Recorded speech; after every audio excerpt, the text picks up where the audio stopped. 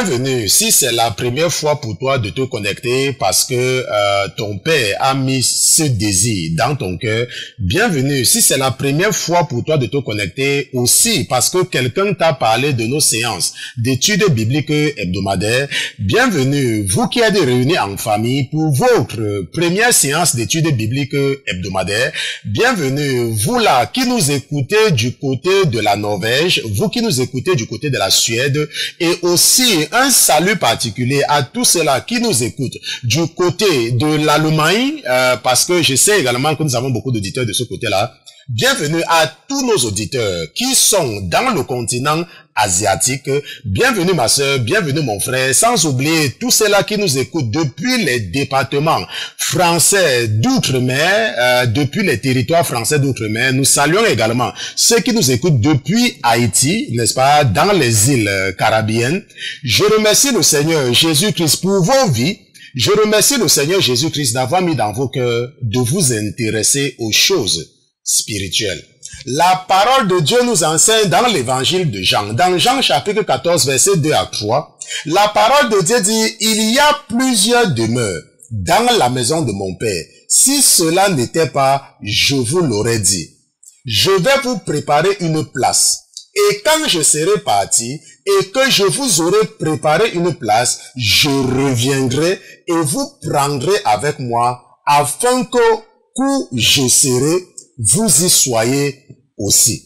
La parole de Dieu dit que Jésus est en train de te dire ce soir. Jésus l'avait dit à ceux-là qui nous ont précédés. Jésus l'avait dit à ceux-là qui le suivaient lorsqu'il partait, n'est-ce pas, lorsqu'il faisait le tour de la Judée. Lorsqu'il partait de Nazareth en Judée jusqu'à Gethsemane et partout en Béthanie là-bas, il avait dit à ses disciples que là où je viens et là où se trouve mon Père, il y a plusieurs demeures. Si tel n'était pas le cas, je devais vous le dire. Et je suis en train d'aller préparer une place pour vous, afin que là où je suis, vous aussi, vous devez être là-bas. Je ne sais pas si tu es le genre de chrétien qui n'est pas conscient de l'existence de cette demeure que Jésus est parti préparer pour toi. Je ne sais pas si tu es le genre de chrétien qui pense seulement à ton ventre, à ce que tu vas manger demain, aux maisons que tu vas acheter demain, au terrain que tu vas construire demain. Je ne sais pas si tu es le genre de chrétien que pour toi, quand tu pars devant Jésus-Christ, c'est pour dire, oh Jésus, fais que mon mari m'aime. Oh Jésus, fais que ma femme écoute ce que je dis. Et que tu ne te focalises pas et tu n'investis pas sur ton loyer que Jésus est parti construire. Parce que Jésus t'a dit que dans la maison de son Père, il y a plusieurs demeures. Et sache que tu ne vas pas habiter là-bas gratuitement. Donc, pour commencer déjà à payer ton loyer là où tu es en train de partir pour l'éternité, la parole de Dieu te dit que tu dois investir dans les choses du royaume maintenant parce que tu as besoin d'une demeure éternelle. Je remercie le Seigneur Jésus-Christ pour ta vie. Ce soir, nous allons étudier quelque chose de très important, n'est-ce pas? Nous allons revenir dans le livre que nous sommes en train d'étudier depuis quelques mois maintenant, n'est-ce pas? Le livre du prophète Jérémie, son premier livre, parce que nous savons que Jérémie a écrit aussi le livre des Lamentations, n'est-ce pas? Les Lamentations de Jérémie après la chute de Jérusalem, n'est-ce pas? Mais aujourd'hui, nous allons surtout élaborer sur les chapitres 23 et 24 du premier livre du prophète Jérémie, et nous allons voir la différence entre le rêve, la vision et la prophétie, n'est-ce pas? Parce que beaucoup de personnes confondent la plupart du temps cela, n'est-ce pas? Quelle est la différence, n'est-ce pas, entre le rêve, la vision et la prophétie, ou alors la différence entre le rêve, la vision et la prophétie? Ce sera le sujet de notre étude biblique de ce soir. Mais avant toute chose, avant de nous aventurer à utiliser la chair et le sang pour enseigner les princes et les princesses que vous êtes, nous allons d'abord nous assurer de la présence de notre patron dans ce studio. Mais comme notre patron n'est pas un patron ordinaire, comme il est Dieu, comme lui c'est Jésus-Christ de Nazareth, nous allons lui dérouler le tapis rouge et nous allons demander à tous les autres qui se trouvent dans les cieux, qui se trouvent sur la terre, sous la terre et sous la mer, de ce est le temps pour nous d'accueillir dans ce studio Jésus-Christ de Nazareth. Gardez l'écoute. À tout à l'heure.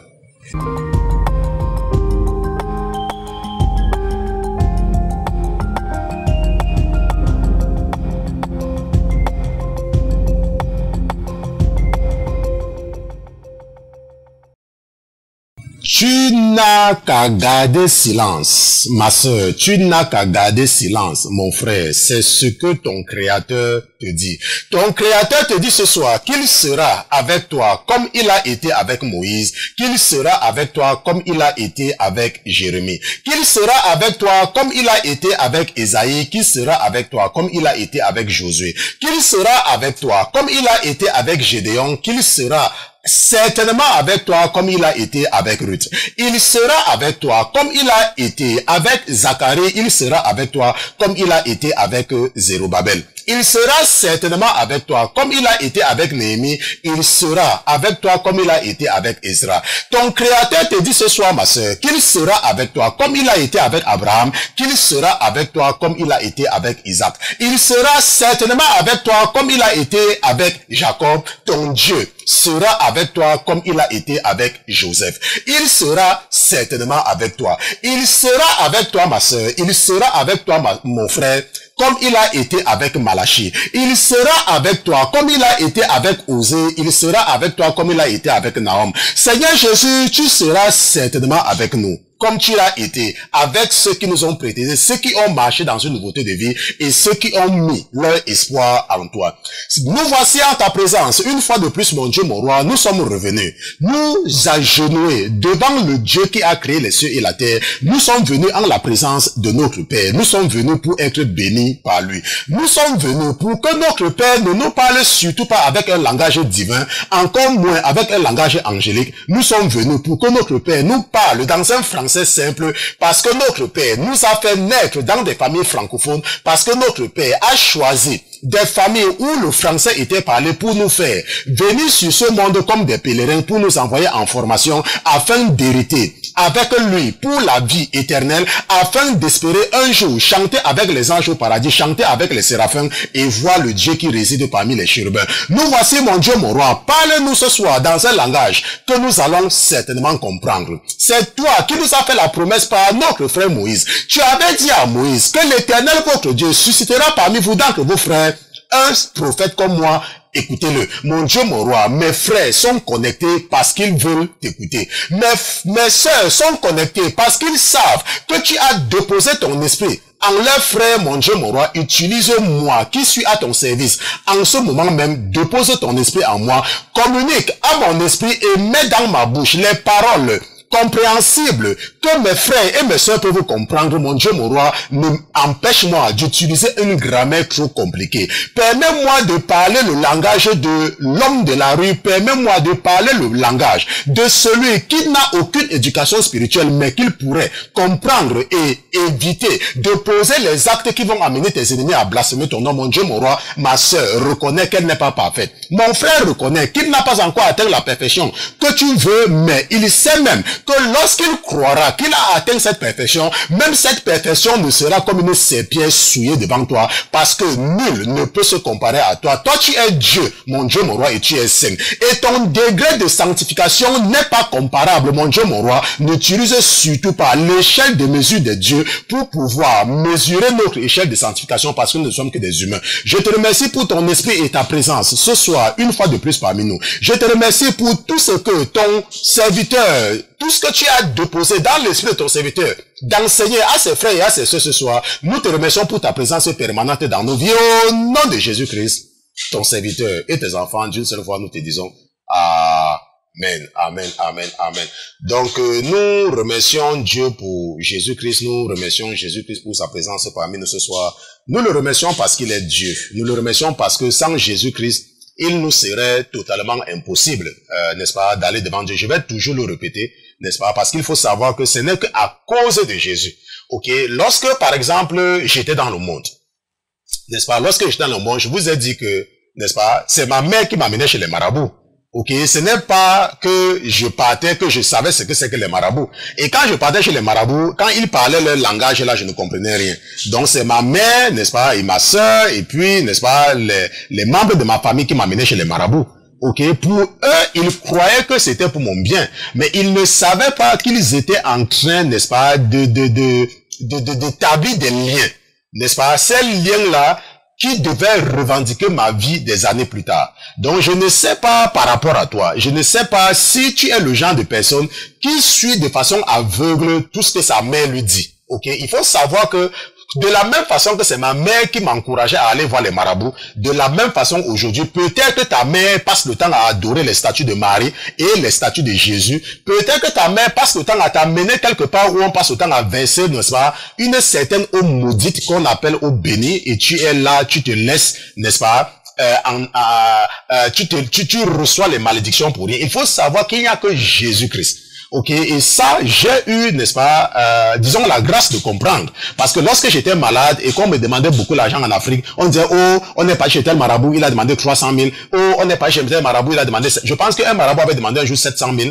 n'est-ce pas? On m'a dit que, oh, le marabout demande 700 000 parce que ton cas est machin. Je lui ai dit, allez dire au marabout là que j'ai choisi Jésus-Christ. Et que je n'ai plus besoin d'aucune intervention. Je n'ai plus besoin que ma grand-mère qui est morte depuis parle pour moi. Je n'ai plus besoin que mon grand-père qui est mort depuis parle pour moi. Je n'ai plus besoin que mon père qui est décédé parle pour moi. Maintenant, je suis avec Jésus-Christ. Je ne connais pas la situation dans laquelle tu es, mais je sais que je suis en train de m'agresser à quelqu'un ce soir. Je ne connais pas quel est le niveau de ton père, je ne connais pas quel est le niveau de ta mère. Je ne sais pas si ton père a obtenu la licence comme toi, ou la maîtrise, ou le doctorat, mais tu es toujours en train de suivre aveuglement tes parents, n'est-ce pas, dans l'hérésie qui te montre comment utiliser les objets que Dieu a interdits pour le louer avec. Et tu te dis que c'est parce que c'est là où tu es né. Oh, je suis né comme ceci, je vais mourir comme ceci. De la même façon que tu es né comme cela, tu vas également atterrir là où Michael Jackson se trouve.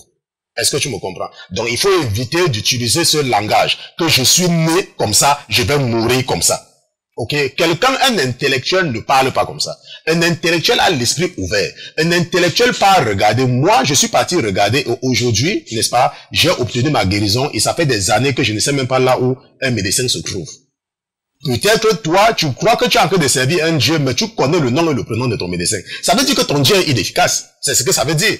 N'est-ce pas? Si le Dieu qui est le Dieu de la Bible t'a promis de retirer toute maladie de toi et que tu passes le temps à défiler à l'hôpital, ça veut dire qu'il n'est pas ton Dieu. Ou alors ta façon de le servir n'est pas la façon qu'il veut. Parce qu'un enfant de Dieu ne connaît pas le nom et le prénom de son médecin. Un enfant de Dieu ne connaît pas les noms de tous les infirmiers d'un hôpital. Parce que Dieu a dit que si tu marches selon ma volonté, alors toutes les maladies que tu as connues en Égypte, ça veut dire que dans le monde, ne pourront plus te localiser. Ok? Je remercie le Seigneur Jésus-Christ pour la vie de cette personne qui nous écoute pour la première fois certainement et que le Saint-Esprit avait un message d'encouragement pour lui. Donc nous serons ce soir dans Jérémie chapitre 24 et 25. Je pense qu'en introduction, j'ai dit 23 et 24, mais ça sera 24 et 25. Et nous allons voir la différence entre le rêve, la vision et la prophétie. Je ne pense pas que nous allons terminer aujourd'hui parce que j'ai jusqu'à 4 pages avec moi. Je ne pense pas qu'on peut... Bon, là on va terminer, Ok, allons dans Jérémie chapitre 24. Allons rapidement, nous allons lire des versets 1 à 10. Jérémie chapitre 24, n'est-ce pas, nous lisons des versets 1 à 10. Hier, j'étais avec l'une de vos sœurs, n'est-ce pas, une de vos sœurs que j'aime beaucoup. Parce que parfois j'ai souvent tendance à négliger les gens avec qui je travaille, mais l'esprit qui est en moi a mis dans mon cœur, n'est-ce pas, d'appeler de temps en temps mon équipe d'intercession, ne serait-ce que pour qu'elles sachent, n'est-ce pas, ce sont des femmes, pour qu'elles sachent que je ne les néglige pas. Donc de temps en temps je les appelle. Et hier j'ai juste passé le temps à bavarder avec l'une de vos sœurs. Nous n'avons parlé, on a seulement parlé. Ok, comme, n'est-ce pas, grand frère, petit frère, n'est-ce pas, parce que certainement c'est ma petite sœur. Et ça fait toujours plaisir. Et nous étions en train de dire que, parce que nous nous sommes retrouvés comme en famille, il y a de cela, je crois, 1 ou 2 semaines, n'est-ce pas, dans un état ici aux États-Unis. Et l'atmosphère était tellement joviale et tellement paisible que ça nous a donné une idée de ce que nous allons vivre quand nous serons au paradis. Ça veut dire qu'il y avait les enfants, n'est-ce pas? Parce que je crois qu'il y a un seul membre de mon équipe qui manquait, donc tout le monde était pratiquement là, n'est-ce pas? Même mon épouse était là. Et tu ne pouvais même pas savoir que l'enfant-ci est l'enfant de l'autre. Tu ne pouvais même pas savoir. Ok? Et tu ne pouvais même pas savoir qui est qui, en fait. Ok? C'était quelque chose, n'est-ce pas, de vraiment extraordinaire. Et je disais donc à cette sœur-là que c'est comme ça, n'est-ce pas, que nous allons vivre au paradis. Et c'est pour cela que Dieu est en train de nous préparer d'avoir déjà cette mentalité sur la terre. N'est-ce pas? La mentalité de toujours placer les autres avant toi. N'est-ce pas? Oh, est-ce que tu as mangé? Est-ce que je te sers? Et sans avoir aucune arrière-pensée. N'est-ce pas? Toujours vouloir servir. Ok? Bien que je sois, n'est-ce pas, peut-être la personne en qui le Seigneur a déposé plus d'esprit. Parce que le Seigneur a déposé son esprit en nous tous, de toutes les façons. Peut-être que je suis celui-là à qui il a donné l'esprit de l'enseignement. N'est-ce pas? Mais à vos sœurs, n'est-ce pas, il a donné l'esprit de la prière. Ok, donc c'était quelque chose, n'est-ce pas, qui m'a vraiment donné encore une fois de plus, n'est-ce pas, une idée de ce que nous allons vivre quand nous serons au paradis, n'est-ce pas, comme en famille, n'est-ce pas. Personne ne saura que ça c'est pour moi, ça c'est pour moi, ça ce n'est pas pour moi, ça ce n'est pas pour moi. Ok, donc allons dans Jérémie chapitre 24, lisons à partir du verset 1. L'Éternel me fit voir une vision, n'est-ce pas. Je voudrais que tu soulignes, l'Éternel me fit voir une vision, parce que le sujet de l'étude de lui ce soir, c'est la différence entre le rêve, la vision et la prophétie. Ok, parce qu'il y a beaucoup de chrétiens qui confondent ces trois-là. Ok, parfois quelqu'un rêve, il dit j'ai une vision. Est-ce qu'on se comprend? Ou alors peut-être quelqu'un a reçu une prophétie, il dit que oh, n'est-ce pas, j'ai rêvé, ou alors quelqu'un a rêvé, il dit qu'il a une prophétie. Bon, tout ça tout sera éclairci. On va tout éclairer, n'est-ce pas? Tout sera éclairé, n'est-ce pas? L'Éternel me fit voir une vision, et voici 2 paniers de figues étaient posés devant le temple de l'Éternel. Après que Nebuchadnezzar, roi de Babylone, eut transporté de Jérusalem Jéconias, fils de Jéhoiakim, roi de Juda, et les principaux de Juda, avec les charpentiers et les serruriers, et les eut amenés à Babylone. L'un des paniers avait de fort bonnes figues, comme sont d'ordinaire les figues de la première récolte, et l'autre panier avait de fort mauvaises figues, dont on ne pouvait manger, tant elles étaient mauvaises. Et l'Éternel me dit, que vois-tu, Jérémie? Et je répondis, des figues. Les bonnes figues, fort bonnes, et les mauvaises, fort mauvaises, trop mauvaises pour être mangées. Et la parole de l'Éternel me fut adressée, et il me dit, ainsi a dit l'Éternel, le Dieu d'Israël, comme tu distingues ces bonnes figues, ainsi je distinguerai pour leur bien les captifs de Juda que j'ai envoyés de ce lieu au pays des Chaldéens, et je les regarderai d'un œil favorable. Et je les ferai retourner en ce pays, et je les rétablirai et ne les détruirai plus. Je les planterai et ne les arracherai plus, et je leur donnerai un cœur pour connaître que je suis l'Éternel. Je voudrais que tu soulignes que et je leur donnerai un cœur pour connaître que je suis l'Éternel. Ils seront mon peuple et je serai leur Dieu, car ils reviendront à moi de tout leur cœur. Et comme ces mauvaises figues qu'on ne peut manger, tant elles sont mauvaises, a dit l'Éternel, tel je rentrerai Sédécias, roi de Juda, et ses princes et le reste de Jérusalem, ceux qui sont restés dans ce pays et ceux qui habitent dans le pays d'Égypte.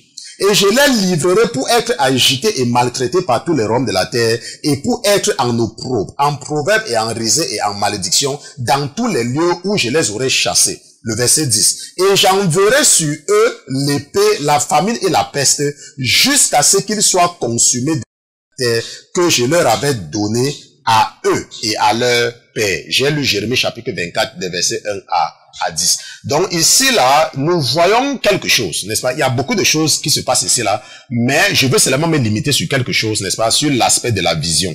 Ok, la Bible dit que et l'Éternel me fit voir une vision.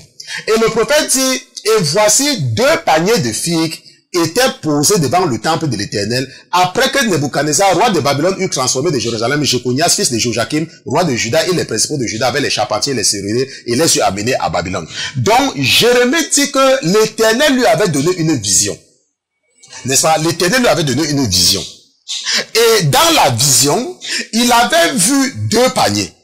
Ok? Et ça, c'est caractéristique de Dieu. N'est-ce pas? Je vous avais dit que Dieu parle toujours, n'est-ce pas, en parabole, c'est son langage. En réalité, c'est parce que c'est nous qui appelons ça les paraboles. Mais dans la réalité, c'est un langage divin. Est-ce qu'on se comprend? Dans la réalité, c'est un langage divin. C'est un langage qui transcende, n'est-ce pas, les frontières et le temps. Parce que ce que Dieu raconte à Jérémie ici là, n'est-ce pas, même ceux qui nous ont précédés peuvent comprendre. Et même nous, qui sommes en l'an 2017, nous pouvons comprendre. Ok, parce que c'est un langage divin. N'est-ce pas? Quelqu'un qui parle le français peut comprendre ceci, quelqu'un qui parle l'anglais peut comprendre, quelqu'un qui parle le chinois, le japonais, ainsi de suite. C'est parce que c'est un langage divers, c'est un langage qui ne connaît pas le temps, c'est un langage qui ne connaît pas les frontières. Mais pour nous, parce que nous voulons classifier ce langage, nous disons qu'il parle en parabole. N'est-ce pas? Parce que si Dieu, par exemple, devait appeler, ou alors devait expliquer ce qu'il explique ici, dans le langage de Jérémie seulement, nous, n'est-ce pas? Il n'y a que la génération de Jérémie qui devait comprendre. Mais Jérémie a compris, et nous également, 2000 ans, plus de 2000 ans plus tard, n'est-ce pas? Près de 3000 ans, nous sommes en train de comprendre. Parce que c'est un langage divin. Et ce que nous voyons ici, là, c'est quoi? C'est que Jérémie dit qu'il a vu une vision. Et qu'il a vu quelque chose. Il a vu une vision. N'est-ce pas? L'Éternel, n'est-ce pas, me fit voir une vision. Donc, ce que Jérémie voit, n'est-ce pas, c'est comme une fenêtre qui s'est ouverte devant lui. Il dit qu'il a fait une vision. Nous allons définir le terme vision. Mais avant, n'est-ce pas, de définir le terme vision et avant d'aller un peu plus loin, nous allons également partir dans Jérémie chapitre 26. Non, Jérémie chapitre 25, parce que nous étudions 24 et 25. Donc, nous partons dans Jérémie chapitre 25. Nous allons lire des versets 1 à 11. Maintenant, la parole qui fut adressée à Jérémie pour tout le peuple de Juda. Maintenant, je veux que tu retiennes que avant, Jérémie avait dit que l'Éternel me fit voir une vision. Et maintenant, dans cette partie, on nous dit que la parole qui fut adressée à Jérémie. Est-ce qu'on se comprend? Cette fois-ci, ce n'est pas une vision. Cette fois-ci, c'est quelque chose que Jérémie a entendu. Est-ce qu'on se comprend? Ok, il faut voir, quand tu lis la Bible, n'est-ce pas, ces détails-là, tu dois prêter attention à ces détails. Donc, dans Jérémie chapitre 24, Jérémie voit quelque chose. Mais dans Jérémie chapitre 25, Jérémie dit, la parole qui fut adressée à Jérémie pour tout le peuple de Juda, la 4e année de Joachim, fils de Josias, roi de Juda, c'était la première année de Nebuchadnezzar, roi de Babylone. Et que Jérémie le prophète prononça devant le peuple de Juda et tous les habitants de Jérusalem en disant. Donc ça c'est ce que Dieu a dit à Jérémie. La parole qui a été adressée à Jérémie. Dieu lui a dit, va leur dire. Et voilà ce qu'il a dit, n'est-ce pas? Que depuis la 13e année de Josias, rappelle-toi, lorsque nous étudions le livre des rois, nous avons vu que Jérémie va recevoir son appel à la 13e année du règne de Josias. Ok? Et lorsque nous faisions des calculs, nous avons compris pourquoi est-ce que nous ne considérons pas, n'est-ce pas, ces années de règne de Josias, parce que Josias était déjà un roi pieux. Ok, déjà, et que ce n'est que, en réalité, après la mort de Josias, parce que la Bible dit qu'il est mort, si je ne me trompe pas, c'était à l'âge de 30 ans, n'est-ce pas, qu'il est mort. Ok. Et je pense qu'il va régner, il règne combien d'années? Peut-être 25 ans, quelque chose comme cela, n'est-ce pas? Et ce n'est qu'après sa mort, non pas 25 ans, Josias devient roi, n'est-ce pas, autour de l'âge de 13 ans. Et il va régner, n'est-ce pas? Bon, comme nous y sommes, retournons, n'est-ce pas, dans Jérémie chapitre 1. Donc, retournons dans Jérémie chapitre 1. N'est-ce pas? La Bible dit que parole de Jérémie, fils de Ischija, d'entre les sacrificateurs qui étaient à Anatot dans le pays de Benjamin, la parole de l'Éternel fut adressée au temps de Josias, fils d'Amon, roi de Juda, la 13e année de son règne. Ok? Ça, c'est ce que la Bible reprend ici. Et aussi au temps de Joachim, fils de Josias, roi de Juda, jusqu'à la fin de la 11e année de Sédécias. Et si nous regardons, n'est-ce pas, si nous faisons une recherche dans la Bible, n'est-ce pas, pour voir dans l'Ancien Testament, nous allons voir que, n'est-ce pas, que Josias était âgé de 8 ans. Ok, je parle de 13 ans. Mais Josias était âgé de 8 ans, n'est-ce pas, quand il devint roi et il régna 31 ans. Ok, j'ai fait une erreur de 1 an. Waouh! Ok, mais je n'étais pas quand même loin. Ok, je n'étais pas loin. J'ai dit 30 ans. J'ai dit, bon. Donc, Josias était âgé de 8 ans quand il devint roi et il régna 31 ans. Donc, ça veut dire que si nous faisons 31 moins 8, ça fait, 31 moins 8, ça fait combien? Ça fait quelque chose comme 8, 22, ça fait 30 plus 1, donc 23 ans. J'ai dit 25. Ok. Bon, donc nous savons donc que Josias est devenu roi à l'âge de 8 ans. Il a régné 23 ans et il est mort à l'âge de 31 ans. N'est-ce pas? Il a été tué par le pharaon parce qu'il n'avait pas écouté. Il était un peu trop zélé. Maintenant, et la Bible nous dit donc que dans Jérémie chapitre 25 et que Jérémie, n'est-ce pas, le prophète prononça devant tout le peuple de Juda. Depuis la 13e année de Josias, fils d'Amon, roi de Juda, jusqu'à ce jour, il y a 23 ans que la parole de l'Éternel m'a été adressée. Je vous ai parlé dès le matin, mais vous n'avez point écouté. Et l'Éternel vous a envoyé tous ses serviteurs, les prophètes. Il les a envoyés dès le matin, mais vous n'avez point écouté. Vous n'avez point prêté l'oreille pour écouter. Lorsqu'il disait, détournez-vous chacun de votre mauvaise voie et de la malice de vos actions, et vous habiterez de siècle en siècle sur la terre que l'Éternel vous a donnée, à vous et à vos pères. Et n'allez pas après d'autres dieux pour les servir et vous prosterner devant eux, et ne méritez pas par l'œuvre de vos mains, et je ne vous ferai aucun mal. Mais vous n'avez point écouté, dit l'Éternel, en sorte que vous m'avez irrité par l'œuvre de vos mains, pour votre malheur. C'est pourquoi ainsi a dit l'Éternel des armées, parce que vous n'avez pas écouté mes paroles. Voici, j'enverrai et je prendrai tous les peuples du nord, n'est-ce pas? Et je prendrai tous les peuples du nord, dit l'Éternel, et j'enverrai vers Nebuchadnezzar, roi de Babylone, mon serviteur, et je les ferai venir contre ce pays, et contre ses habitants, et contre toutes ces nations d'alentour, et je les vouerai à l'interdit, et j'en ferai un objet de désolation, de moquerie, de désert éternel. Et je ferai cesser parmi eux la voix de joie et la voix d'allégresse, la voix de l'époux et la voix de l'épouse, le bruit des meules et la lumière des lampes. Et tout ce pays sera une ruine, un désert, et ces nations seront asservies au roi de Babylone pendant 70 ans. Ok, donc ici là, nous voyons que la Bible nous dit que c'est la parole qui a été adressée à Jérémie. Donc Jérémie a entendu quelque chose et on lui a dit, va prononcer ça. Et la Bible dit que Jérémie va parler pendant 23 ans.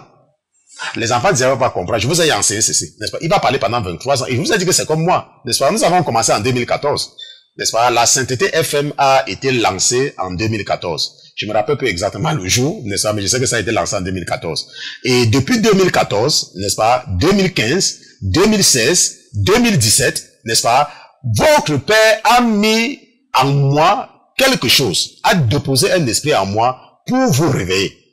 Je remercie le Seigneur parce que beaucoup parmi vous se répandent et changent profondément. Je dis Amen au Seigneur pour cela. Je lui dis merci pour toutes ces vies qui sont épargnées. Et ça, c'est d'ailleurs conforme à la prophétie que j'avais reçue, n'est-ce pas, en 2010. Ok, que je vais l'utiliser pour sauver beaucoup de mes enfants. Ça, c'est ce que la prophétie que j'avais reçue. Maintenant, moi, je ne suis que là depuis 3 ans. Et peut-être que tu peux croire que ton cœur est dur. Mais tu penses que tu es original, tu n'es pas original. Parce que la Bible nous dit que Jérémie va parler pendant 23 ans. Et on va même l'arrêter, on va le mettre en prison. Pendant qu'il sera en train de parler.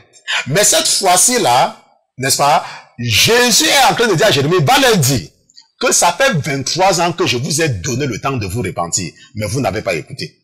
Donc, dans Jérémie chapitre 24, nous avons vu, le prophète nous dit qu'il a vu une vision. Et dans Jérémie chapitre 25, le prophète nous dit que Dieu lui a dit quelque chose. Donc c'est deux situations différentes. Maintenant, peut-être il est important, avant de comprendre ces deux passages, de retourner lire, n'est-ce pas, ce que l'Éternel déclare dans le Pentateuque. Ok, rappelle-toi que le sujet de l'étude biblique, c'est la différence entre le rêve, la vision et la prophétie. Bon, maintenant, est-ce que la vision, le rêve et la prophétie sont bibliques? Est-ce que c'est biblique? Est-ce que, si tu dis que j'ai rêvé, et que tu racontes ton rêve à quelqu'un, est-ce que c'est biblique? Si tu dis que j'ai une vision, et que tu racontes ta vision à une personne, est-ce que c'est biblique? Si tu dis que j'ai reçu une prophétie, et que tu racontes ta prophétie à une personne, est-ce que c'est biblique? Je me rappelle, j'ai publié un témoignage sur un forum francophone, si je ne me trompe pas, la semaine dernière. Et il y a quelqu'un qui a réagi en disant qu'il faut nous laisser ce témoignage-là, n'est-ce pas? Parce que nous devons seulement nous contenter de la parole de Dieu. Ok? Et j'ai dit à la personne que j'ai envoyé seulement le passage biblique, n'est-ce pas, de Apocalypse, n'est-ce pas, qui montre que même les témoignages n'est-ce pas, sont bibliques. Parce que la Bible dit qu'ils l'ont vaincu par le sang de l'agneau et par les paroles de leur témoignage. Et ils n'ont pas aimé leur vie jusqu'à la mort. Est-ce que tu comprends? Donc et je lui ai fait savoir que voilà ce que la Bible dit. Et heureusement, il est resté tranquille, n'est-ce pas? Certainement qu'il s'est rendu compte qu'il était seulement ignorant. Comme la plupart des gens d'ailleurs. Ok, comme la plupart des gens, n'est-ce pas, qui réagissent de façon stupide, n'est-ce pas, à cause de leur ignorance.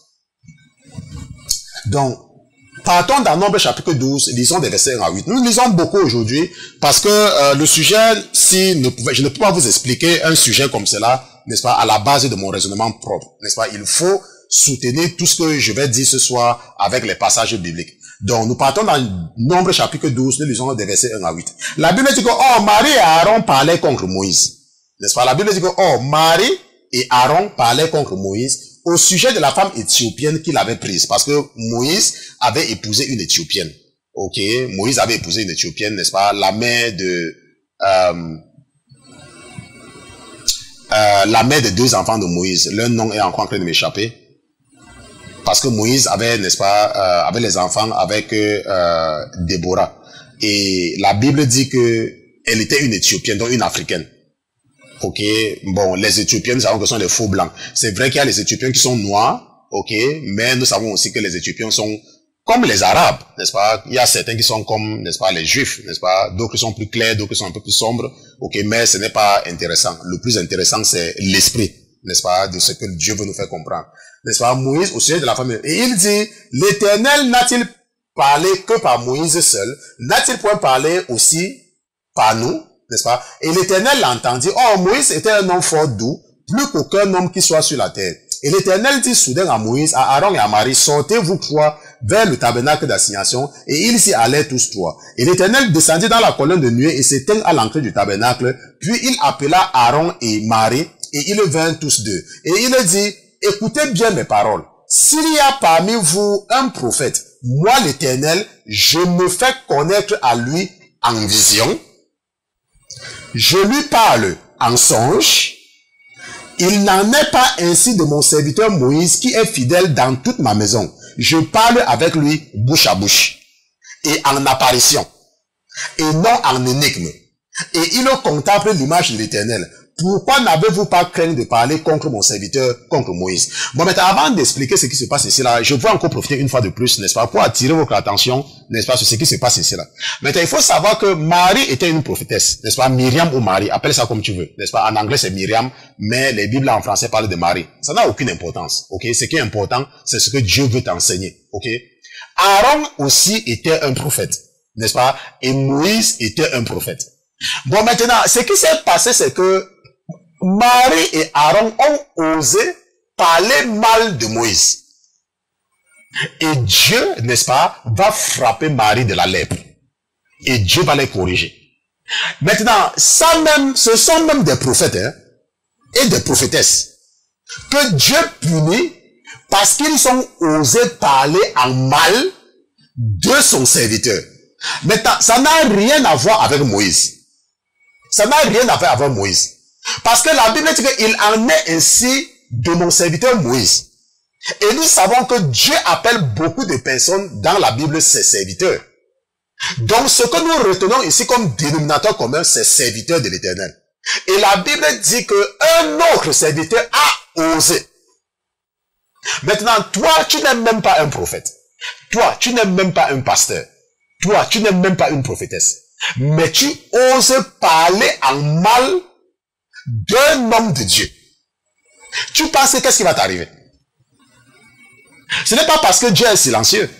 Tu penses qu'est-ce qui va t'arriver? Et c'est ça que je vous ai toujours dit et je vous ai toujours répété, qu'il ne faut jamais, même si l'ennemi veut te piéger pour t'amener à parler mal d'un homme de Dieu, ne le fais jamais. Parce que Dieu n'a même pas épargné Marie et Aaron, parce qu'ils ont parlé mal de Moïse. Je vous ai toujours dit que si tu entends un pasteur dire quelque chose, qu'il ne te dit rien, reste tranquille, va écouter le pasteur qui dit quelque chose, qui te dit rien, qui te dit quelque chose. Parce que la Bible dit dans Romains chapitre 12 que nous avons reçu des esprits différents. Certains ont reçu l'esprit de la prophétie, d'autres l'esprit de l'exhortation, d'autres l'esprit de la charité, d'autres l'esprit, n'est-ce pas, de l'enseignement et tout, et tout, et tout. Est-ce que tu me comprends? Donc, il ne faut pas attirer la malédiction sur toi à cause de l'ignorance. C'est pour ça que la Bible dit dans Osée chapitre 4, verset 6 que mon peuple est détruit par faute de connaissance. Bon, maintenant, ce que nous voyons ici, là, c'est que le passage nous confirme qu'il y a 3 moyens de communication que Dieu utilise avec les hommes. Par rapport à ce que nous venons de lire dans Nombre chapitre 12, verset 1 à 8. Parce qu'il dit que s'il y a un prophète, n'est-ce pas? Et il dit, écoutez, s'il y a parmi vous un prophète, moi l'Éternel, je me fais connaître en lui en vision. Rappelle-toi, le sujet de l'étude biblique, c'est la différence entre le rêve, la vision et la prophétie. Il dit, je me fais connaître à lui en vision. Et il dit aussi que je lui parlais en songe. Ça veut dire qu'en rêve. Et je vous ai expliqué plusieurs fois que jusqu'à présent, c'est la plupart du temps la manière que l'Éternel me parle. N'est-ce pas? Dieu me parle pour le moment. N'est-ce pas? Dans les rêves. Il me fait voir beaucoup de choses en rêve. Parfois, la plupart du temps, si je veux qu'il me parle beaucoup, tout ce que j'ai à faire, ce n'est que de déclarer une période de jeûne. N'est-ce pas? Et je sais que quand je suis en jeûne, mon jeûne ne finit jamais sans que le Seigneur me montre quelque chose. Mais, parce que je dois vous enseigner, je suis tout le temps fatigué, que je ne peux pas, n'est-ce pas, me permettre de jeûner tout le temps. Mais si c'est que j'avais certains intérêts égoïstes, parce que je veux que Dieu me parle à tout moment, je devais tout le temps être en train de jeûner. Parce que chaque fois que je jeûne, il me fait des révélations. Et ça, c'est conformément à la promesse qu'il avait faite, que je vais d'abord commencer à me révéler à lui par des rêves. Et par la suite, n'est-ce pas, à un niveau supérieur, ok? Donc, il dit que je lui parle en songe. Et il dit encore maintenant, concernant Moïse, n'est-ce pas, il dit, je parle aussi avec lui bouche à bouche. N'est-ce pas, ça veut dire que il entend ma voix. N'est-ce pas, je parle avec lui bouche à bouche, ça veut dire qu'il n'entend pas son oreille. Donc, nous voyons donc que Dieu a 3 modes de communication avec les hommes. Conformément à la Bible, dans Nombre chapitre 12. Dieu peut te parler en te montrant une vision. Dieu peut te parler en entrant dans ton rêve. Et ça, j'ai déjà expliqué, n'est-ce pas, quand j'enseignais sur le monde des rêves. Et Dieu peut, n'est-ce pas, te parler de bouche à bouche. Est-ce qu'on se comprend? Quand on dit bouche à bouche, ça veut dire que tu entends sa voix. Ce n'est pas qu'il va venir, n'est-ce pas, se mettre sur ta bouche et parler. Donc, tu vas entendre quelque chose. Maintenant, et il dit également en apparition, ok? Mais ça, c'est la même chose. Donc, j'ai mis les deux là, n'est-ce pas, dans la même catégorie. Ça veut dire quoi? Il y a des gens qui, n'est-ce pas, à qui le Seigneur apparaît. Ok? Mais quand il apparaît, il va leur parler. Ok? Donc, ça, ce sont les 3 catégories. Maintenant, il faut également noter que ce que nous sommes en train d'étudier ce soir, c'est parce que nous voulons aider nos frères qui sont encore victimes, mettons ça, qui sont encore victimes de l'ignorance. Mettons ça comme cela, ok? Parce qu'ils ne connaissent pas, la raison pour laquelle ils se comportent comme cela, c'est parce qu'ils ne connaissent pas les dangers, n'est-ce pas, de ce qui les guette, n'est-ce pas? Ils sont encore victimes de l'esprit du mensonge, n'est-ce pas? Cet esprit qu'ils avaient dans le monde, mais que depuis qu'ils sont venus à Jésus, ils n'ont pas réussi à se débarrasser de cet esprit-là. Parce qu'il y a des gens parfois, quand ils veulent se donner de l'importance, ils disent que, oh, j'ai une vision. N'est-ce pas? Parfois, quand les gens veulent se donner de l'importance, n'est-ce pas? Ils disent que, ou bien, n'est-ce pas, j'ai reçu une prophétie. Ou alors, quand ils veulent se donner de l'importance, ils disent que j'ai rêvé. N'est-ce pas? Ça dépend. Ils ne peuvent pas dire exactement ce qu'ils ont vu. Et quand ils le font, n'est-ce pas, ils tombent sous la condamnation du menteur. Et la Bible dit qu'aucun menteur n'héritera du royaume des cieux. Alors, on peut lire quelque chose dans Deutéronome chapitre 18. Deutéronome chapitre 18, n'est-ce pas? Parce que c'est un avertissement surtout pour cela. Deutéronome chapitre 18, nous disons des versets 20 à 22. La Bible dit que, mais le prophète qui aura l'orgueil de dire en mon nom quelque chose que je n'aurais point commandé de dire, ou qui parlera au nom d'autres dieux, ce prophète-là mourra. Que si tu dis en ton cœur, comment connaîtrait-on la parole que l'Éternel n'a point dite? Quand le prophète parlera au nom de l'Éternel, et que ce qu'il aura dit ne sera point et n'arrivera point, ce sera une parole que l'Éternel n'a point dite. Le prophète l'a dite par orgueil. Ne le crains pas. Donc la Bible nous dit qu'il y a des gens qui disent des choses parce qu'ils veulent avoir de l'importance. N'est-ce pas? Oh, peut-être le pasteur Christian Renassi dit que, oh, le Seigneur m'a dit de vous dire que, quel Seigneur? Le Seigneur qui t'a dit de venir me dire là, c'est que, je vous ai raconté plusieurs fois les gens qui viennent parfois me dire des conneries. N'est-ce pas? Les gens qui viennent me raconter des conneries. Oh, pasteur Christian, le Seigneur m'a dit de te dire, attends, Dieu connaît le ministère qu'il m'a donné. Lorsque Dieu m'a appelé, il a dit, dis-lui la sanctification. Dis-lui la sanctification. Donc Dieu qui tu dis qu'il t'a envoyé venir me parler là, c'est lui qui m'a dit de me focaliser sur le message de la sanctification. Et toi, tu t'habilles mal. Avec les pantalons serrés, avec les rouges à lèvres partout, avec les faux cheveux, et tu dis que Dieu t'a dit de venir me parler, tu blagues. Puisque c'est que je ne peux jamais écouter quelqu'un qui se présente comme cela. Donc c'est impossible qu'il t'envoie. Donc la personne que tu sois, quelle que soit la personne qui t'a parlé de venir parler au passé, ce n'est pas Jésus-Christ. Ou alors ce n'est pas le même Dieu que moi je sais. Parce qu'il connaît comment moi je qualifie ses enfants, puis c'est le ministère qu'il m'a donné. Et il y a une qui m'avait dit ça un jour, et récemment, j'étais en train de causer avec une sœur, et la sœur me disait que celle-là lui a dit qu'elle partait, je ne sais pas dans quel pays, pour aller se faire délivrer. Mais c'est pourtant elle, hein, qui m'avait appelé un jour pour me dire que, mon frère Christian, le Seigneur m'a dit de te dire que, quel Jésus, ça ne va pas dans ta tête. Jésus ne t'a pas envoyé vers moi. Parce que Dieu sait qui je peux écouter. Il sait qui je peux écouter. Il peut utiliser un membre de mon équipe. Parce que nous travaillons ensemble. Mais toi, tu n'arrives même pas déjà à accepter que Dieu t'a donné les cheveux. Tu dis à Dieu que, oh mon Dieu, les cheveux que tu m'as donnés là, toi tu ne connais rien. Je vais aller acheter les faux cheveux au marché pour venir mettre, parce que c'est ça que moi j'aime. Et tu te comportes comme ça et tu penses que tu vas aller au paradis. Dieu te donne quelque chose. Tu lui dis que non, il ne connaît rien. Toi tu vas aller chercher les faux cheveux synthétiques. Parce qu'on t'a dit que, oh, les cheveux brésiliens ou les cheveux indiens, c'est qu'on a sacrifié. Tu dis que, ok, tu ne vas pas utiliser le brésilien, tu ne vas pas utiliser l'indien. Tu vas partir par le synthétique. C'est la même chose. Parce que ce que tu fais en réalité, c'est que tu as que de dire à Dieu qui t'a donné les cheveux. Oh mon Dieu, tu ne connais rien, hein. Moi, je veux les cheveux synthétiques. Pourquoi est-ce que tu ne m'as pas donné les cheveux synthétiques, Jésus? Donc tu connais plus que Jésus, quoi. Et après, quand tu vas mourir, tu vas aller vivre avec lui. Il faut arrêter que le diable te manque. Si tu vas aller au paradis, tu dois te débarrasser de ces choses. Hein. Regarde le pasteur Christian, regarde. Regarde-moi. Tu as vu quelque chose sur moi? Je suis moche. Est-ce que je suis moche? Regarde. Si toi tu crois que c'est en mettant toutes ces choses sur toi que peut-être que les femmes vont t'envier ou peut-être que les gens vont te voir. Non. Je peux te garantir qu'il y a des centaines et des milliers de femmes à travers le monde qui voudraient que je sois leur mari. Mais je ne mets rien sur moi. Regarde, regarde, regarde. Je n'ai rien, aucune chaîne, rien. Je ne mets aucune poudre pour être devant la caméra.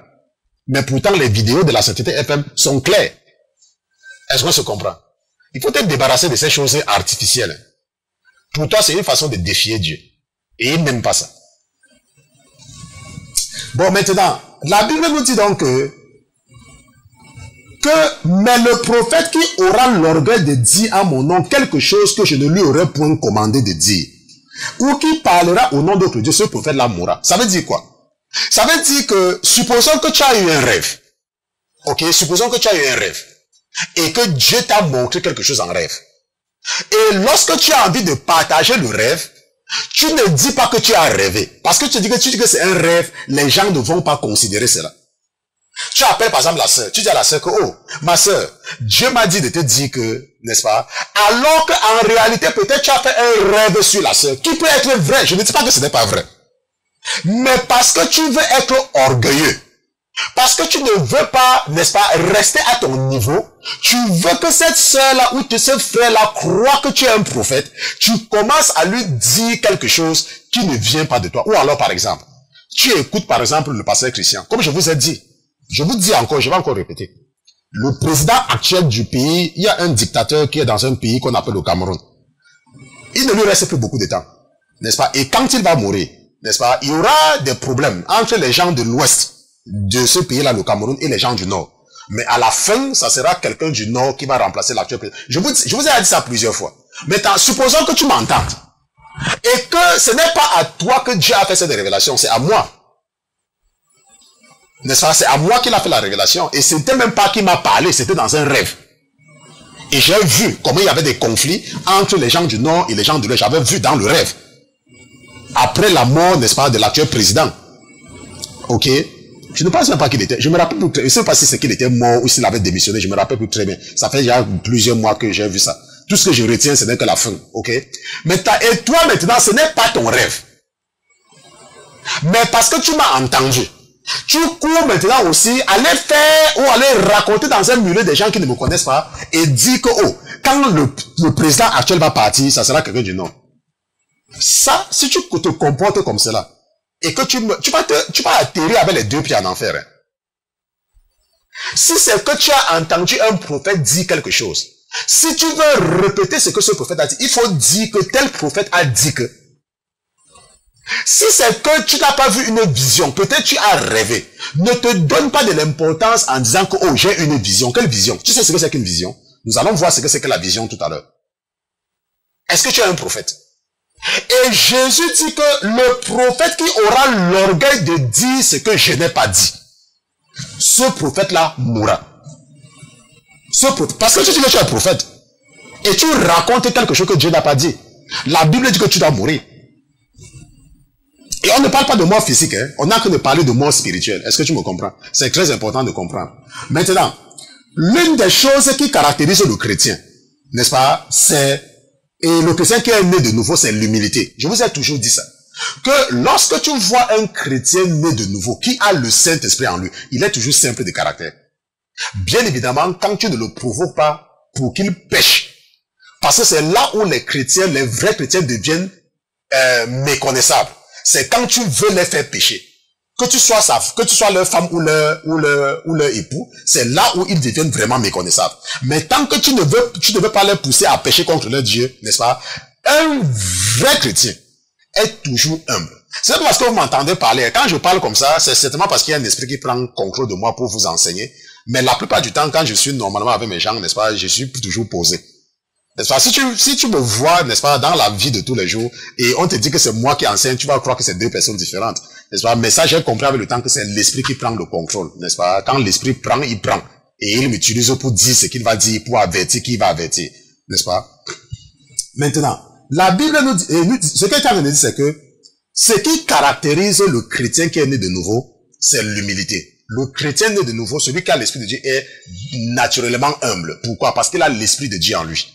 Bon, mais maintenant, si on veut également être honnête, n'est-ce pas? Si nous voulons être honnêtes avec nous-mêmes, nous devons reconnaître que l'homme par nature, je dis bien l'homme, l'être humain par nature, n'est-ce pas, a deux ennemis redoutables. L'être humain par nature a deux ennemis redoutables. Quels sont ces ennemis? Le premier ennemi redoutable de l'être humain, c'est l'orgueil. Et le deuxième ennemi redoutable de l'être humain, c'est l'oubli. N'est-ce pas? Ça veut dire quoi? Ça veut dire que nous oublions facilement. L'être humain oublie facilement. Et l'être humain, par nature, est très orgueilleux. Moi, par exemple, lorsque j'étais malade, je vais toujours revenir sur ma maladie parce que si le Seigneur m'a guéri, n'est-ce pas, c'est parce qu'il voulait m'utiliser pour, n'est-ce pas, encourager les gens.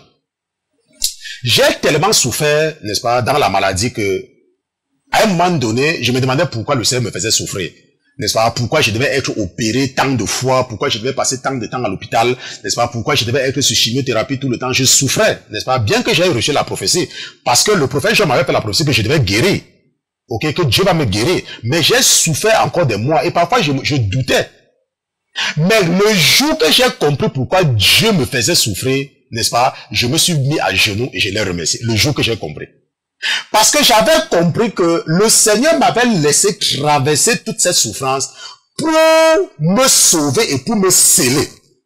Parce que si je n'avais pas souffert, je devais oublier après ma guérison que j'ai souffert. Et c'est ce qui se passe avec beaucoup de personnes. Il y a des gens qui sont nés dans des familles tellement pauvres et qui ont beaucoup prié ou alors qui étaient tellement fidèles. Et à un moment donné, Dieu a mis dans le cœur d'une certaine femme ou dans le cœur d'un certain homme de les épouser ou alors de l'épouser. Et le mariage ou n'importe quoi les a permis d'avoir soit un bon travail, les a permis peut-être de se retrouver à l'étranger et les a rendus différents de leurs frères et de leurs sœurs. Mais qu'est-ce qui se passe? Quand ils sont maintenant à l'aise, ils ne prient plus. Ils commencent maintenant à adorer leur richesse. Ils commencent maintenant à adorer leur travail. Alors que c'est Dieu les a bénis à cause de leur engagement. Et ça, c'est pourquoi c'est à cause de l'un des ennemis redoutables de l'être humain qu'on appelle l'oubli. L'être humain oublie facilement. C'est la même chose parfois quand tu aides quelqu'un. Tu peux aider quelqu'un 50 fois. Mais le jour que la personne vient te demander quelque chose et tu lui dis que, oh mon frère, je n'ai pas, la personne oublie tout le bien que tu lui as fait. Et ça, c'est naturel. C'est parce que l'être humain par nature oublie facilement. Le deuxième ennemi redoutable de l'être humain, c'est l'orgueil. L'être humain par nature est orgueilleux. N'est-ce pas? Et c'est surtout le côté orgueilleux. Ce n'est pas le côté oublié. C'est surtout le côté orgueilleux de l'être humain que le diable exploite le plus. Pourquoi cela? Parce que le diable sait que Dieu résiste aux orgueils. N'est-ce pas? Et c'est d'ailleurs à cause de cet orgueil que le diable non seulement, n'est-ce pas, avait péché, n'est-ce pas, mais à cause de l'orgueil que Adam et Ève vont chuter. À cause de l'orgueil. C'est l'orgueil qui va amener Adam et Ève à chuter. De la même façon que l'orgueil va amener Lucifer, l'astre brillant, le prince de Tyr, n'est-ce pas, le vengeur de sang, n'est-ce pas, le dévoreur. C'est l'orgueil qui l'avait amené à perdre sa place devant Dieu. Et parce qu'il sait que l'être humain par nature est orgueilleux, il avait également exploité le même orgueil pour faire tomber Adam et Ève. Parce qu'il sait qu'en l'homme, il y a cet orgueil-là. Et lorsque nous allons nous retrouver demain, parce que nous sommes arrivés au terme de l'étude biblique de ce soir, lorsque nous allons nous retrouver demain, nous allons revenir sur ce côté orgueilleux de l'être humain dans la deuxième partie de cette étude biblique sur la différence entre le rêve, la vision et la prophétie.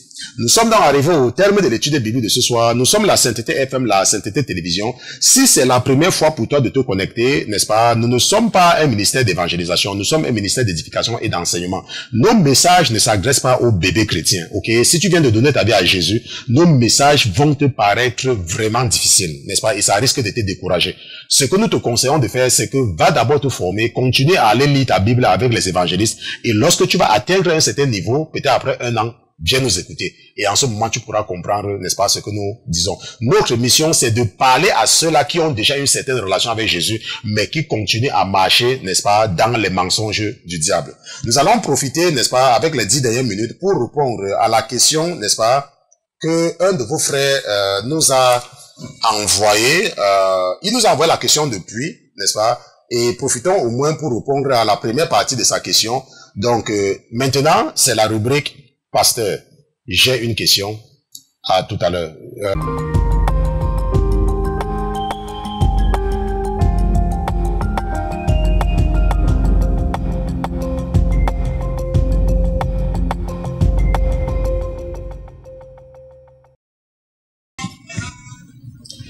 Tu as reçu le nom au-dessus des noms et tout genou fléchira certainement lorsqu'on prononcera le nom de Jésus-Christ, lorsqu'on parlera de l'agneau de Dieu. Agneau de Dieu, toi qui enlèves le péché du monde, aie pitié de toute personne qui va écouter ce message. Peut-être que cette personne est encore captive de la ruse de l'ennemi. Mon Dieu, mon roi, parce que cette personne écoute le son de la voix de ton serviteur. Mon Dieu, mon roi, que cette voix délivre cette personne, que cette voix libère mon frère et ma sœur qui est encore captif. Je te dis merci de m'avoir exaucé une fois de plus ce soir au nom de Jésus-Christ. Amen, amen, amen, amen. Pasteur, j'ai une question, n'est-ce pas? Pasteur, j'ai une question. Nous allons répondre à la question de notre frère, n'est-ce pas? Je pense que c'est toujours parmi ceux-là qui nous écoutent du côté de la Norvège, n'est-ce pas? Il nous écrit en anglais, mais je vais lire en anglais et puis je vais interpréter en français pour que vous puissiez comprendre. Il dit again, good afternoon. Ça veut dire qu'il nous a posé une question, n'est-ce pas? Mais il dit encore again, good afternoon. Bon, maintenant, j'ai compris après, n'est-ce pas, que notre frère a des problèmes, ok, et pour le moment, je lui ai promis, n'est-ce pas, de prier pour lui. Et je pense que c'est quelqu'un qui aime Dieu, mais il n'avait pas encore eu l'opportunité de tomber, n'est-ce pas, sur un pasteur qui lui parle de cette façon.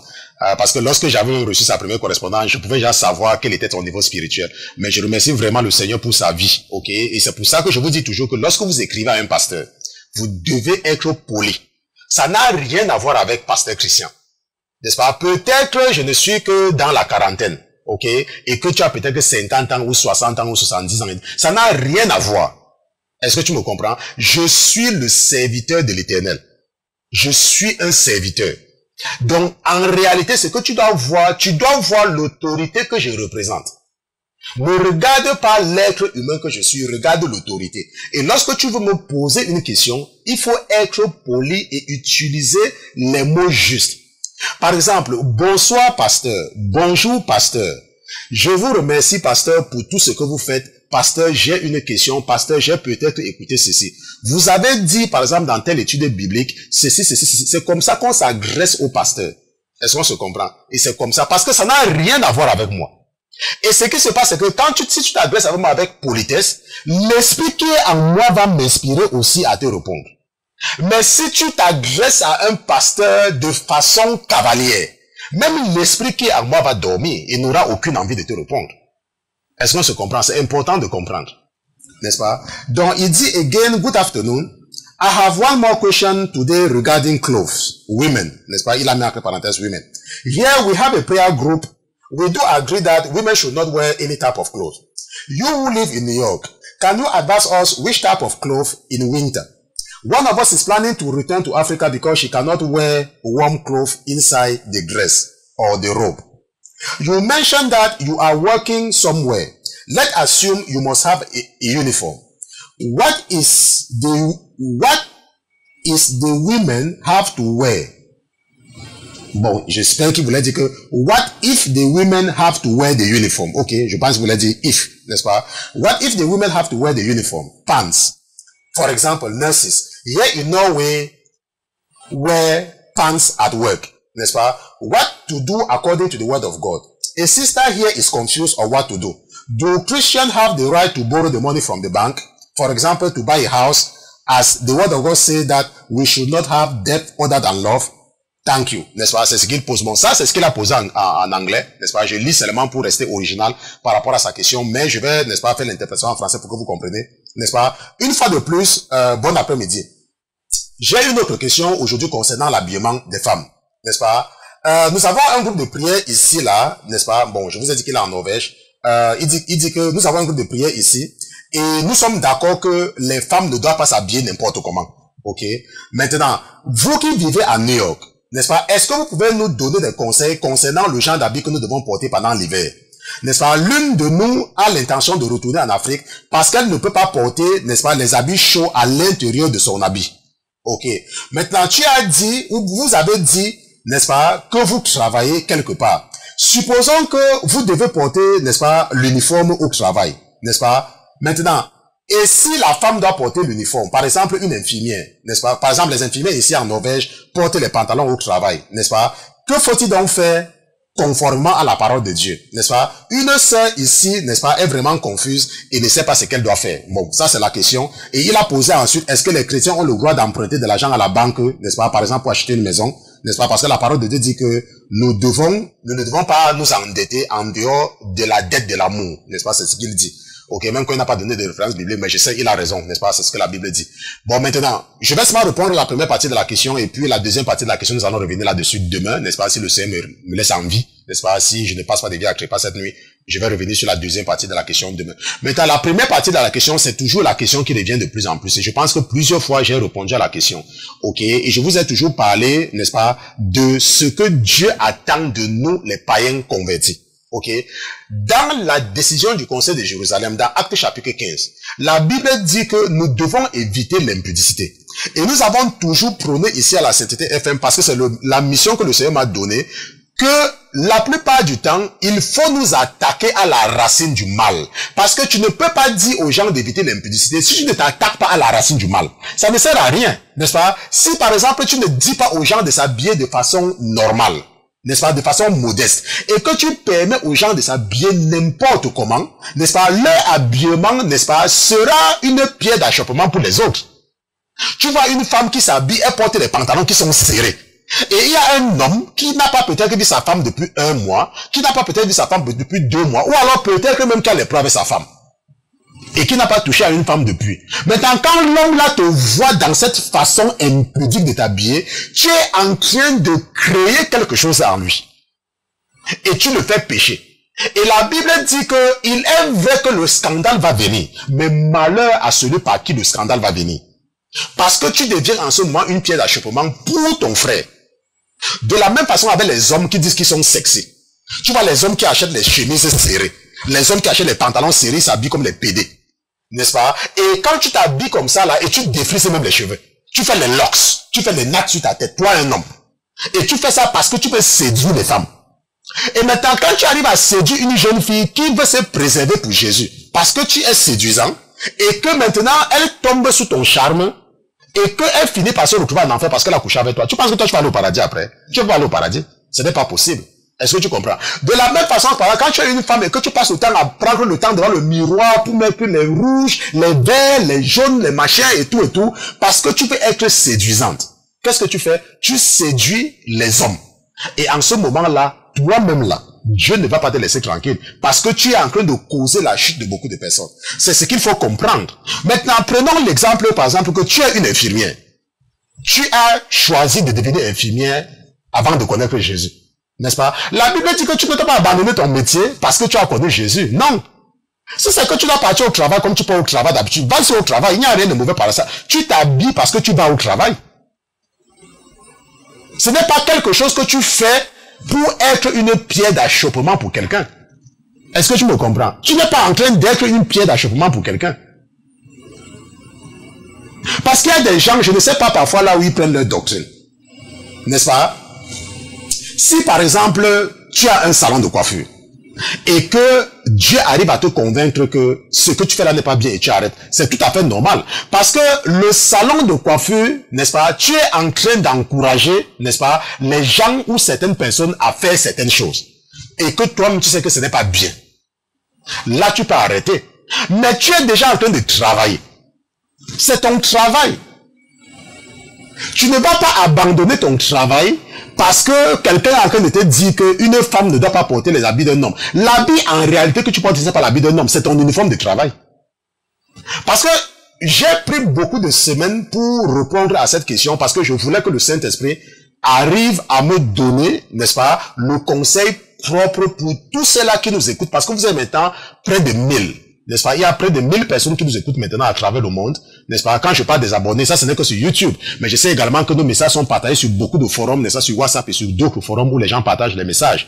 Donc si tu es une femme et que tu es une infirmière et que là où tu travailles, on demande aux gens de s'habiller d'une certaine façon, ce n'est pas un habillement impudique. Est-ce que tu me comprends? C'est ton uniforme de travail. Ce n'est pas un habillement impudique. Ce que Dieu va te condamner, c'est si tu t'habilles de façon impudique pour séduire. Par exemple, tu sais que tu n'es pas obligé de porter, par exemple, certains genres d'habits, n'est-ce pas? Mais tu t'habilles comme ça parce que tu veux être sexy. Tu veux être, comment on appelle ça? Il y a des gens tu veux être canon. Voilà, canon, c'est ça. Est-ce que tu comprends? Donc ça, c'est très, n'est-ce pas, très important, n'est-ce pas, de comprendre. Maintenant, ce que le frère doit comprendre, parce qu'il est en Norvège, et il fait froid en Norvège comme il fait froid ici aux États-Unis pendant l'hiver. Maintenant, ce que tu dois retenir, et votre groupe de prière avec, n'est-ce pas, qui m'écoutez, ce que Dieu condamne, c'est l'impudicité, c'est la façon impudique de s'habiller. Est-ce que ton habillement peut amener un homme à t'envier? C'est la chose la plus importante. Est-ce que tu me comprends?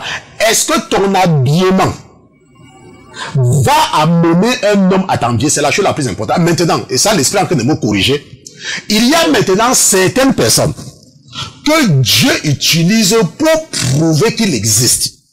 Ces gens-là reçoivent un esprit particulier. Et ces gens-là ne posent même des questions à personne pour s'habiller comme elles s'habillent. N'est-ce pas? Tu les vois, elles sont toujours habillées d'une certaine façon. Ça, c'est ce que Dieu utilise parce qu'il veut prouver son existence. Est-ce qu'on se comprend? Ça, c'est très important de comprendre. Donc, il ne faut plus, n'est-ce pas, te laisser écouter les voix, je ne sais pas, ou bien de quel esprit, ou bien de quel truc, qui veulent pourrir ta vie, n'est-ce pas, pour t'amener peut-être à abandonner ton travail. Non, n'abandonne pas ton travail, ok? Tu fais ça pour le travail. Tu sors le matin, tu t'habilles normalement comme une chrétienne, tu arrives au travail, tu pars dans là où les gens se changent, tu te changes le temps de faire ton travail, après ton travail, tu te déshabilles, tu portes le truc et puis tu pars. Maintenant, ça continue beaucoup à te déranger parce que ton niveau de sanctification a que d'avancer. Tu peux demander à l'administration et tu leur dis que tu ne te sens. Moi, je connais les hôpitaux où les infirmières portent les jupes. Et je connais les hôtels où les femmes d'hôtel portent les... Par exemple, là où je travaille, nous avons fait un contrat dernièrement, n'est-ce pas, dans un hôtel, l'un des hôtels les plus chers du monde, qu'on appelle Four Seasons. Les femmes là-bas s'habillent en jupe. Pas en pantalon. Et je connais les hôpitaux où les femmes s'habillent en jupe. Donc, ce qui est là, c'est que si tu es une infirmière et que tu travailles dans cet hôpital depuis peut-être un an, machin, si tu décides de porter la jupe, on ne va pas te chasser au travail. Est-ce que tu comprends? Donc, ça dépend toujours de ta relation avec Dieu. Et ce qu'il faut toujours focaliser, c'est toujours te focaliser sur Actes chapitre 15, sur la décision du Conseil de Jérusalem. Est-ce qu'on se comprend? Qui dit que nous devons éviter l'impudicité, l'immoralité sexuelle et éviter de manger les viandes sacrifiées aux idoles. Donc, un chrétien, n'est-ce pas, ne vit pas dans la fornication, n'est-ce pas, dans l'adultère, dans l'impudicité, s'habiller mal et tout, et ne part pas au village pour faire les sacrifices sur les crânes. Est-ce que je comprends? C'est ça que Dieu attend de nous, les païens convertis. Donc ça, c'était, n'est-ce pas, la réponse à la question de notre frère. Pasteur, j'ai une question.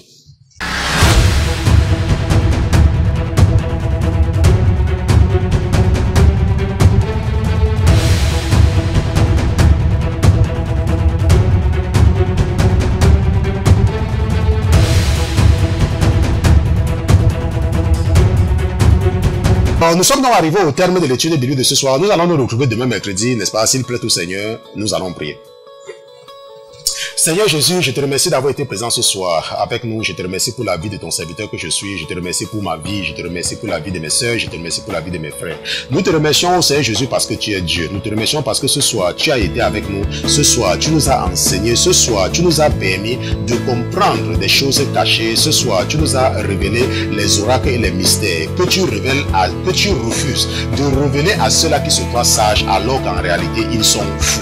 Mais nous, mon Dieu, mon roi, qui avons été choisis avant même la fondation du monde, tu nous parles et tu nous aides à marcher dans une nouveauté de vie. Tu nous aides à sceller notre nom dans le livre précieux que tu nous as donné par ceux qui nous ont précédés. Et pour cela, nous te disons merci. Je te confie mes frères et mes sœurs et je prie, mon Dieu, mon roi, que tu prennes le contrôle de leurs rêves. Je prie, mon Dieu, mon roi, que si l'ennemi avait l'intention de venir entrer dans le rêve de quelqu'un ou de quelqu'un afin de la faire manger quelque chose ou afin d'avoir des relations qui ne sont pas recommandées avec elle ou avec lui, mon Dieu, mon roi, je prie que tu rendes mon frère et ma soeur invisibles cette nuit dans le monde spirituel. Nous te disons merci une fois de plus d'avoir été avec nous. Au nom de Jésus-Christ, ton serviteur et tes enfants, tu nous te disons Amen, Amen, Amen.